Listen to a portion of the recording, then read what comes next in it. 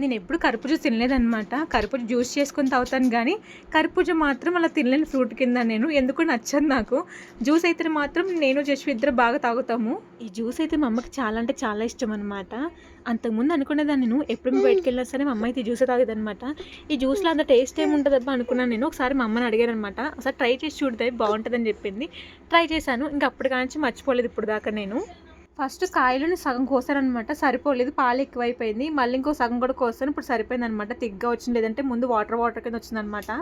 Juice అయిపోయిన వెంటనే తీసుకెళ్ళి జస్ట్ ఒక గ్లాస్ ఇచ్చారనమాట. దాని తర్వాత అయితే ఇంకో గ్లాస్ అయితే ఫ్రిడ్జ్‌లో పెట్టాను నేను తర్వాత తాగుదామని చెప్పేసి. ఈలోపు అయితే మా ఆయన గుడ్లు తీసుకొచ్చారనమాట అంగన్వాడీ నుంచి.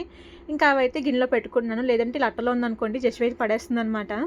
ఒకసారి ఇలాగే అనమాట మా ఆయన గుడ్లు తీసుకొచ్చారు. నేను ఏం చేశానంటే గిన్నెలో పెట్టుకొని ట్రైలో పెట్టి అలా ఫ్రిడ్జ్‌లో పెట్టేసాను నేను. మా జస్వి చూసి 4, 5 కోడిగుడ్లు పగలగొట్టేసింది.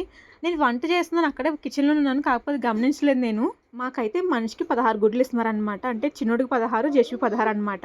మీ సైడ్ ఎంత ఇస్తున్నారో గుడ్లు తప్పకుండా కామెంట్ చేసి చెప్పండి నాకు. కొత్తగా ఛానల్ చూస్తే మాత్రం ప్లీజ్ సబ్స్క్రైబ్ చేసుకొని లైక్ చేసి వెళ్ళిపోండి.